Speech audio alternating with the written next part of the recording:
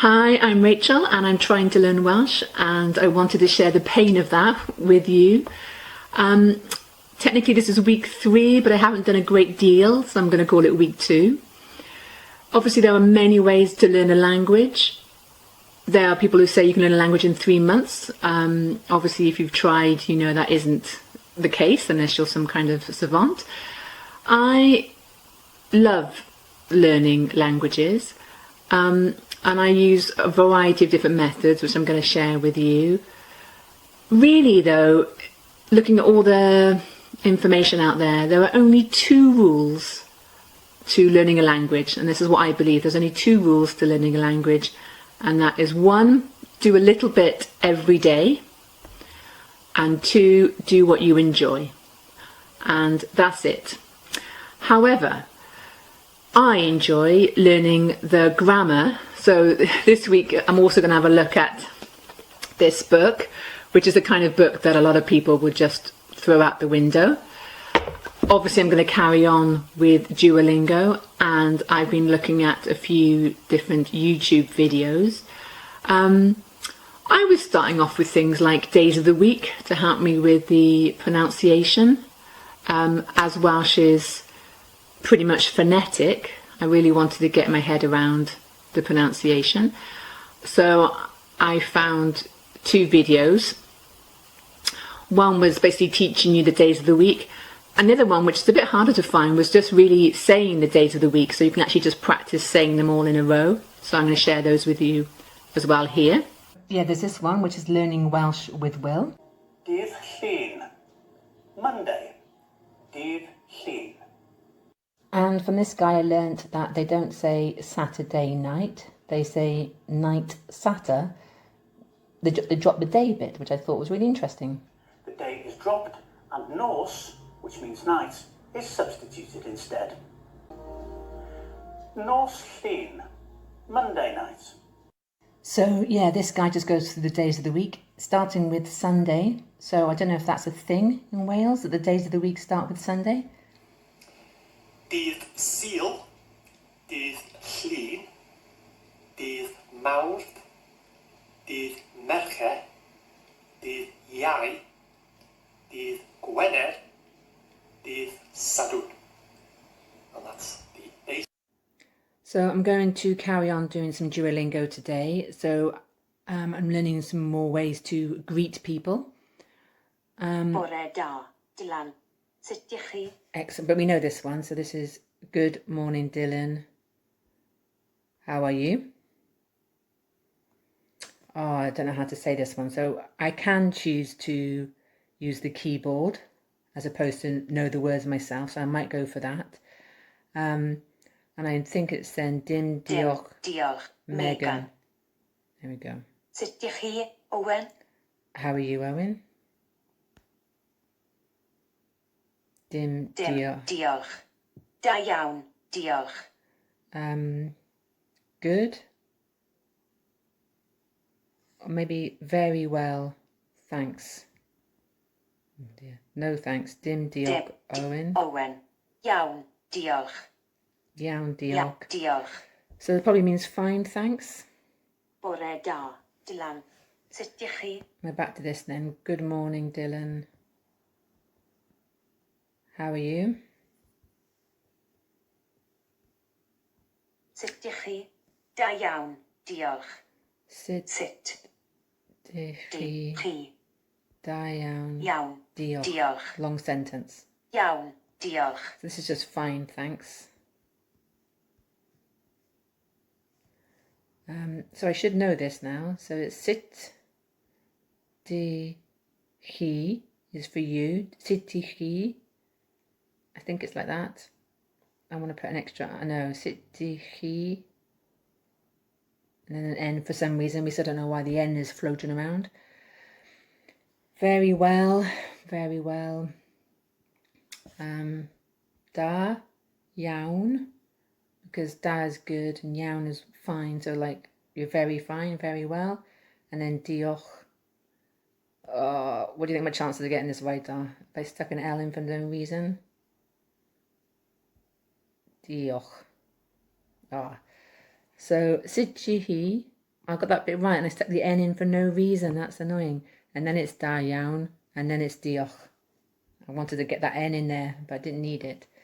So no thanks, so now we know that. It's dim diolch with an L somewhere. Oh, I'm terrible. And then Owen. Brilliant. So let's try this one again. So sit, dich, we know that one. And then you is chi, not with the N this time. Very well, da iawn.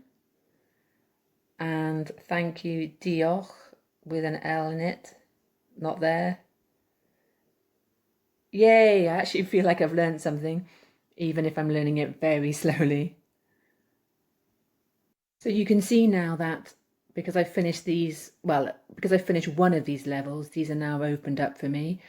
Really, I need to carry on practicing the greeting because, as you know, I'm not very good at it, but it's a bit boring for you to watch, I'm sure. So I'm going to carry on learning some more new words. So te, milk. Llefrith. Now, I thought milk was llaeth. Do you remember that? But now it's llefrith as well. So I'm not liking that. Liking is hoffi. Hoffi. Coffee is coffee. Coffi. Dwi'n hoffi coffi a llaeth. Dwi'n hoffi coffee a llaeth. Llaeth. Do you see? That's milk. This time, don't know why. Te, coffi a llaeth. Tea, coffee a llaeth. Do you think I'm getting any better pronouncing? I made a mistake. Tea, coffee and milk. I like milk. Du. Dwi'n, Un. with the N bit, we don't know why. Dwi'n hoffi Hoffi. Llaeth. llaeth. Dwi'n hoffi coffi a llaeth. So I like, why is it so hard? Coffee and milk. Where's milk? Oh, I made a mistake. I like coffee and milk. Yes. Dwi'n Un. hoffi Hoffi. Owen a Megan. Megan. Dwi'n hoffi te, coffi a llaeth. Right, we're getting the hang of this now. So I like tea, coffee and milk. Dwi'n Un. hoffi Hoffi, coffee coffi, a a llaeth. A llaeth. Te da. Te da. Good tea? Pretty simple. Te da. A good tea. Oh, which order does that go in? Should we put the a first? So does a mean and a? I'm not making any sense. So let's go for da first and then Da. te. Te. Oh no. It's just trying to teach me that I don't need this article. I don't need a. Te da is the same as. So te da is good tea and a good tea. That's interesting. I didn't know that. So I like good tea. Dwi'n hoffi Hoffi. da te. Te. Why am I making so many mistakes? It's because it's te da. Right. Okay. Dwi'n Un. te, Te. coffee, llaeth. llaeth. I missed out the like. Te. This must be so painful if anybody's watching this. It must be very painful. So dwi'n hoffi coffee. Coffi. No, te, coffee a llaeth. Llaeth. Te, coffi a llaeth. Tea, coffee and milk. Back to the easy one. So a good tea is just te da. Da. So da is after. And I like good tea. Dwi'n hoffi hoffi. te da. Da. I did not do very well on that one. I'm going to try another one just to see if I am actually capable of learning anything Dwi'n today. hoffi salsig a bara. So salsig, I learned as sausage, and bara is bread, which I know from bara brith, which is like a bread cake, very nice. So I like sausages and bread. Seems all right. I'm eating sausages, so I'm going to put the dwi'n in, Un. and then eating is buta, Bwyta. and sausages is salsig. Salsig. Dwi'n bwyta bara a salsig. I am eating bread and sausages. I am eating bread and sausages. Finally getting some right. I'm eating leeks. Dw. Dwi'n Un. bwyta. Bwyta. Or bwyta. I've got to practice that one. Cennin. There we go. Dwi'n bwyta cennin. So I'm eating leeks. So can you see it doesn't need any partitive article? Like in French it would definitely be some du or de la or something in there. But it just wants me to say I'm eating leeks and I don't need to put anything here. Dwi'n bwyta cennin. I'm eating bread and sausages. So dwi'n bwyta bara Selsig. al Selsig. Dwi'n hoffi cennin a Selsig. I like leeks and sausages. Sounds like a good meal. I like leeks. Dwi'n hoffi cennin. So with the C there is a C sound. And match the pairs. Let's go for an easy one first. So leeks and cennin. Liking, hoffi, eating, bwyta.